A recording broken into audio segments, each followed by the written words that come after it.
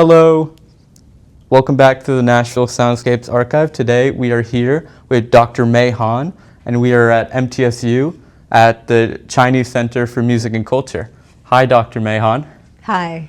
Before I start, with my whole question procedure, could we get to know a little bit more about you? Hi, my name is Mei Han. I am an ethnomusicologist, and also I play the Zheng, which is a Chinese long zither. I started learning this instrument when I was 12. That was in China during the Cultural Revolution. So it was a very difficult time, and because the government policy was to send all high school students to the countryside after their graduation.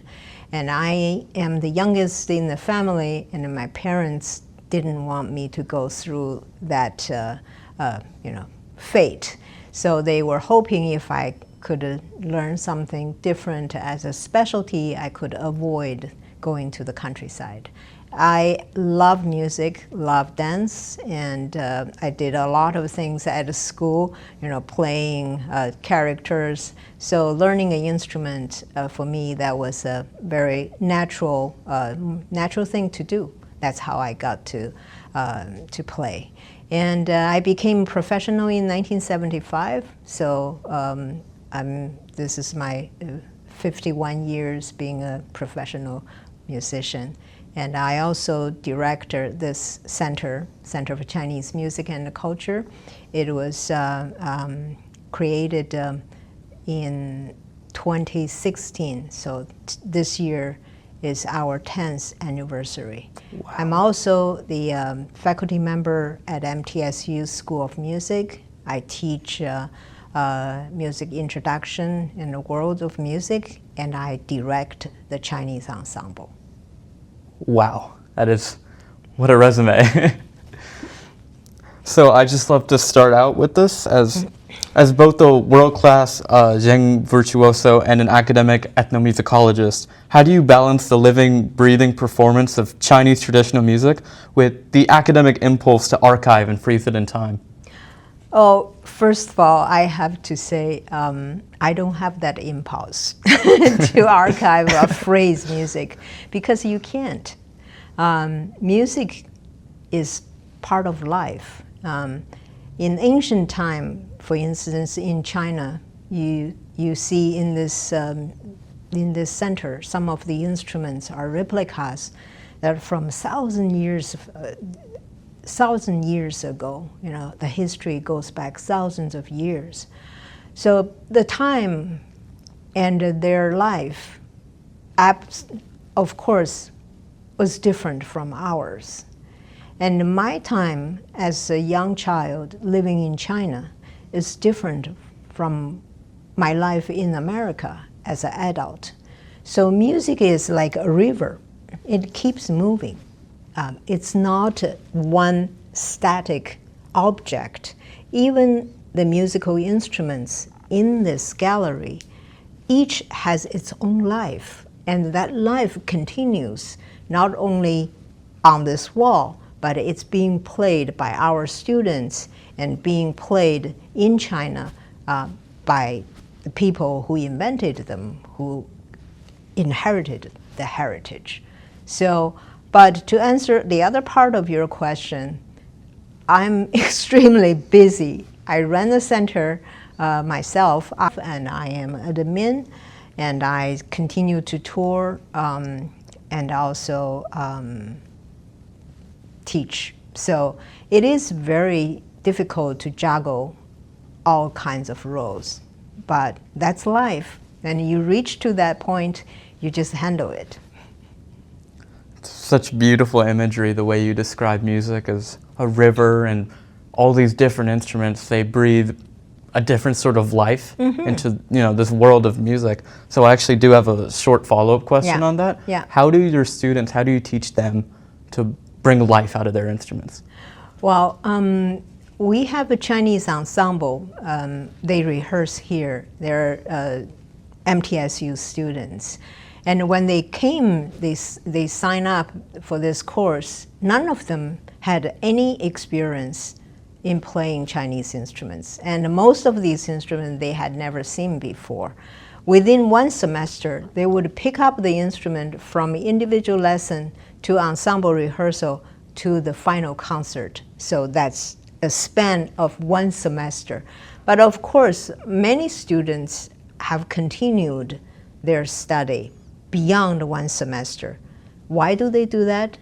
Because they realize how much in each of these instruments they studied, that how much they have, how much the instrument has to offer, how much they have to learn to get to just scratch the surface. But you know, my teaching philosophy is to use this course, use this opportunity to help students to extend their skill set. So it's not putting Chinese music versus whatever instruments they play, but to bridge them and to find a commonality, to extend their techniques, extend their music language, extend their understanding of music. So it's that part of teaching, I think, is what I meant, that's the instrument continue to have a life in the students' hands. Wow. So my next question is, you direct a Center for Chinese Music and Culture within a major Middle Tennessee academic institution. How does housing these ancient instruments and sounds in an institutional setting change the way the local diaspora interact with them compared to a more grassroots community space? Well, this is a beautiful center, and without MTSU, it wouldn't have happened. And this is the only center for Chinese music and culture of its kind in North America, in university. You cannot find anywhere else that we don't have the second one. So this is really unique, and it's really well put. Everything, I have to say, I'm very proud. The instruments are taken care of, and the display, the contextualization is what I think a university, especially a big university like this, should have. So this is it's an educational resource for the students, for the faculty, but also for the community. When we talk about community, it's a very large, say, parameter that includes Chinese diaspora community, but also include community in our region, not necessarily Chinese. And especially in Middle Tennessee, Chinese population is very small, probably less than 2%. So if, say, even if I have a lot of Chinese to come to the center, it's still not a lot. So I think this center is basically open to serve everyone in this community. That is just so amazing that you're able to preserve this, and someone like me who's honestly not really had much interaction with Chinese culture and music, that I can just come here and I can see all this, and people like you are able to teach me, and it's just so valuable. Yeah. So we have open house. We give lecture demonstration regularly, and anybody who wants to come can just come. We open daily, and school classes, home school, senior home, and cultural organizations, they bring people here. So when they're here, I'll play instruments, tell stories, and so they not only can listen to the music, they also can understand the background of these music, why and how, through stories. So my next question is, the Zheng has a highly specific acoustic profile. when you perform or direct ensembles in Western-built concert halls here in the South, how does the physical architecture dictate or compromise the traditional social dynamics of the music? Well, again, as I said earlier, music changes, and Chinese music has changed drastically in the 20th century, or say since the 20th century. The beginning of Westernization, or the beginning of China opened the door to the West, was the Opium War in 1840, and after that followed a number of conflict between China and the European powers. Of course, China lost all these battles and followed by opening the doors and gave concessions to the European power. It's then Western culture, including music, were brought to China. So the entire 20th century, the trajectory of Chinese music development can be, say, summarized as a Westernization, modernization, and institutionalization. Did I pronounce that right? Yeah. Yeah. So the music we play, even I, as an older generation Chinese who was trained and performed in China, my music was already different from my teacher's music. And the modern generation, the 20-year-old nowadays playing in China, completely different from what I play. So when we talk about Chinese music, we need to be mindful and also just knowing this range is vast. It's not what I'm right now playing, an authentic Chinese music. There's no such a thing as authentic. Different people have different interpretation. Different generation have different input to that music. And Western concert hall is not unfamiliar to me. And as a musician in China, I played in concert hall frequently. And in the West, I find that, concert hall basically very nice, especially, like School of Music, Hinton Hall here. It has an amazing acoustic and really works well for this kind of acoustic instrument. But of course, we can't have too big a theater without amplification. Usually a concert hall less than 300 people, that would work very well. All the Chinese instruments are acoustic instruments. Some of them, like the Zheng I play, and that used to use silk string.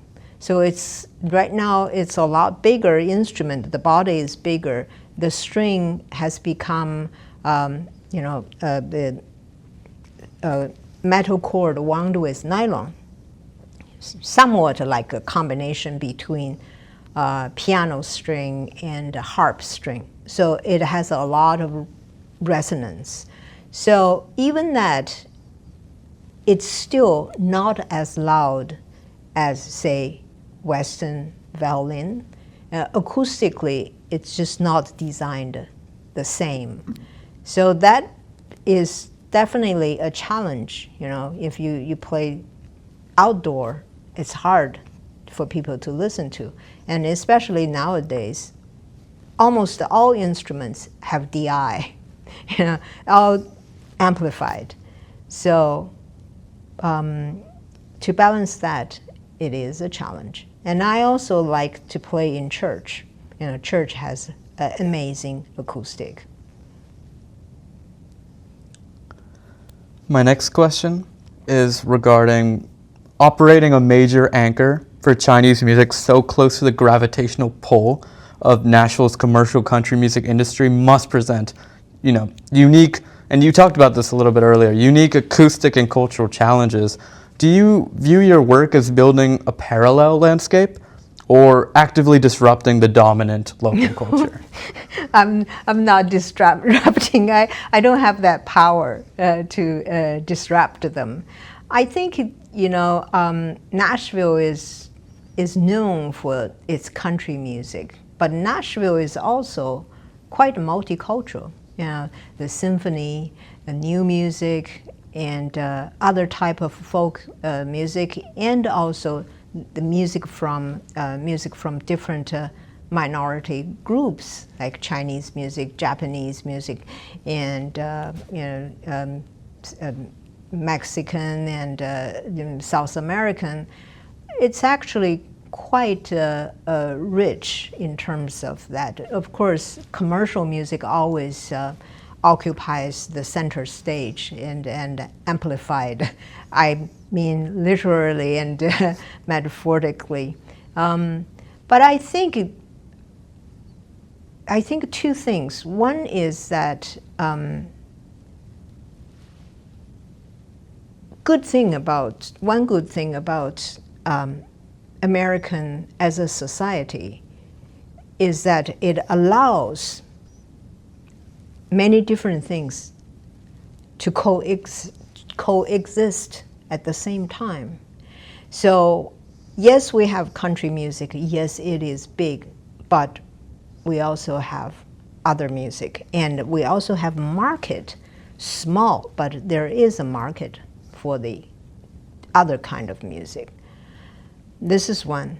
Two, as an education, I think it's imperative for educators to deliver the message that we live in a world that is so colorful. Each group of people, each ethnicity, each cultural group brings its own tradition, its own art, its own music. And every single one is worth of preserving and worth of having a voice and worth of being presented in our community. So in that sense, I think I'm very happy with what the center has achieved here in terms of serving the community.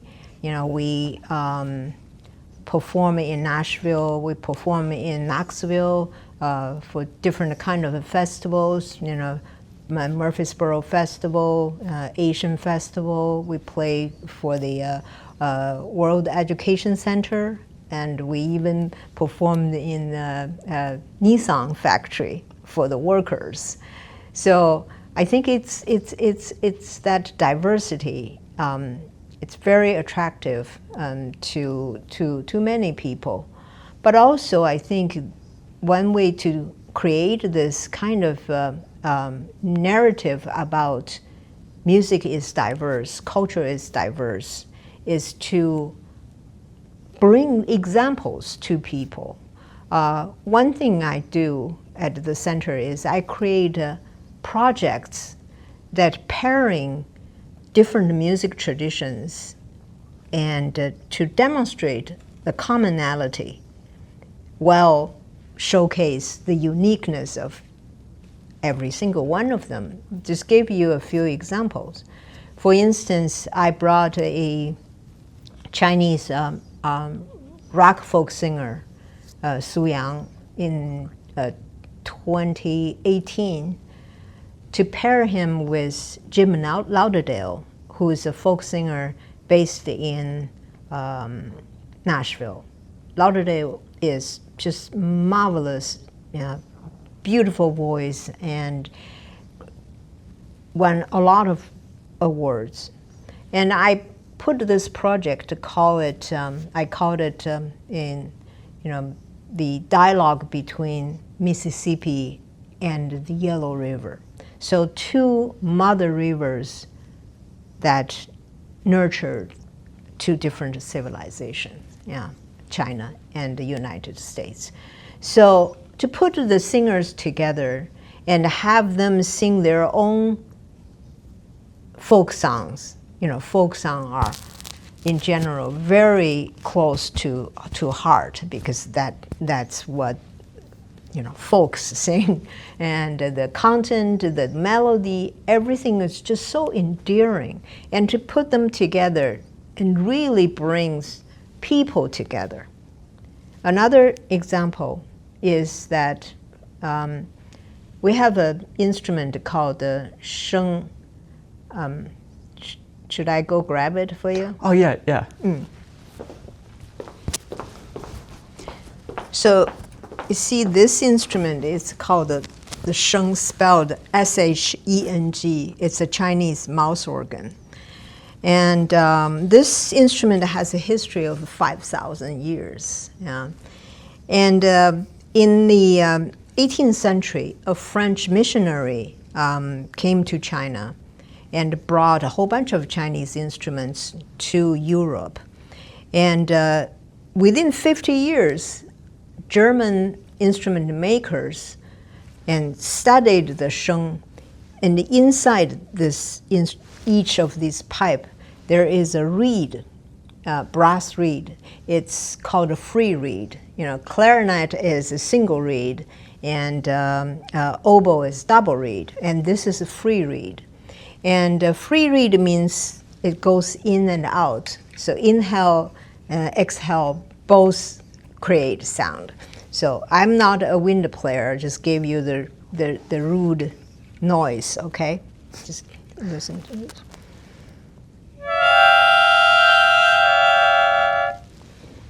So sort of sounding like a organ, right? In fact, church reed organ and a concertina and harp, harmonica, all came from this instrument.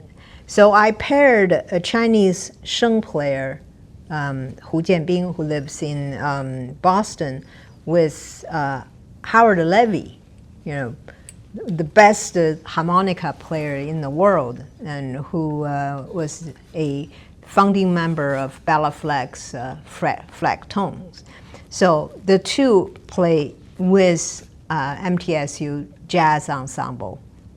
So that comparison of the Zheng and the harmonica, not only to show the historical connection of the two instruments, but also to show the development of each of them, what Zheng does versus what harmonica sounds, and especially in the hands, or I'd say in the mouth of most remarkable player in the world, Howard Levy. So that was very exciting. And concerts like this and other collaborative concerts we had always full. Local audience were just fascinated. So I'm currently structuring the metadata for the Nashville Soundscape archive to ensure it is viable for collegiate level research, for other students that you teach. I would just love if they could watch videos like this and listen to the recordings, and if there's anything they can use in their academia, that would just be amazing. I would really preserve this in the way, that will last, lots and lots of years. So from your perspective as a researcher, what quantitative or contextual data points are most frequently overlooked when archiving diaspora music? Quantitatively, well, I think first of all, when we research music, I think to find sources that is sometimes can be challenging. And for instance, in your project, how many, say, ethnic or Chinese musicians you can find and talk to? And yes, you talk to me, but I'm only one voice, right?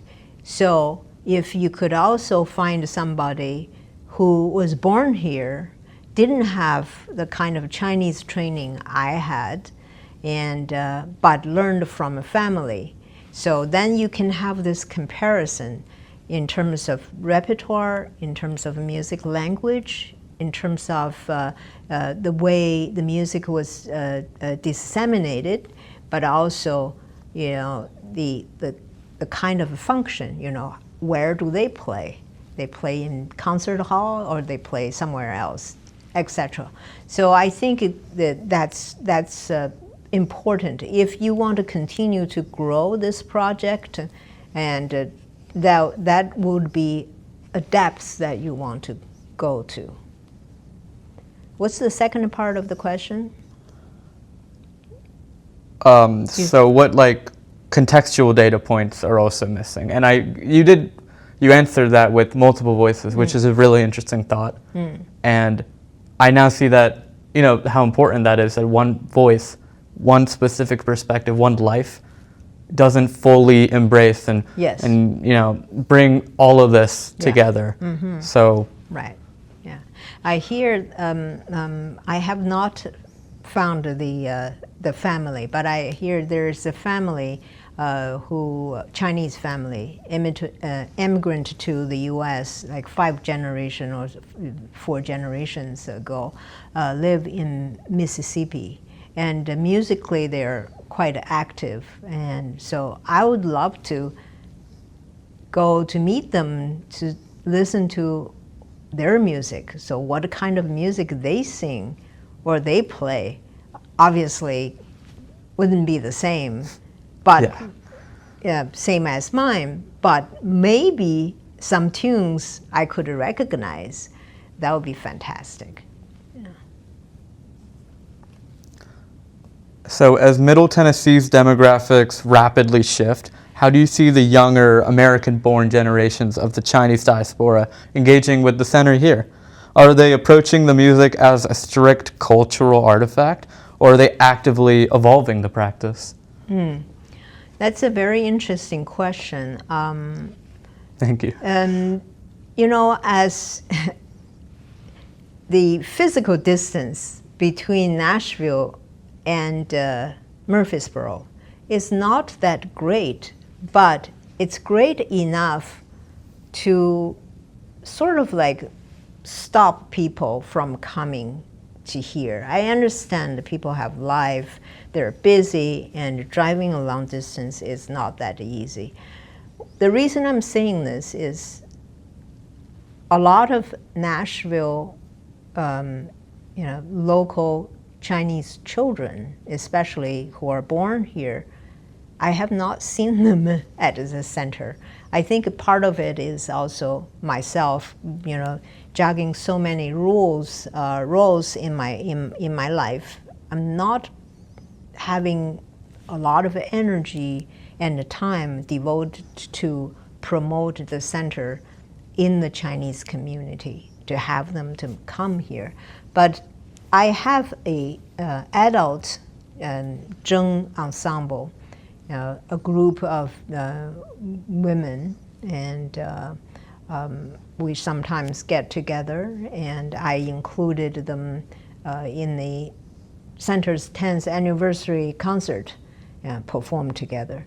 I think that for me, it's a time. It takes time to develop. You know, any community is like this. I used to live in the West Coast in Canada, and the community activity was very active, and the reason for that was because they had a lot of music teachers in the community. But if you only have one and who also works in the university, that makes it very difficult. So my final question is, if this grassroots archive is accessed by historians in 50 years, 100 years, what is the single most important narrative you want them to understand about the survival, adaptation, and legacy of Chinese music in this specific region? Very interesting question. So in 50 or 100 years from now, if somebody listens to this recording, and I would say to this person, first you have to understand the history of 2020 to 2026.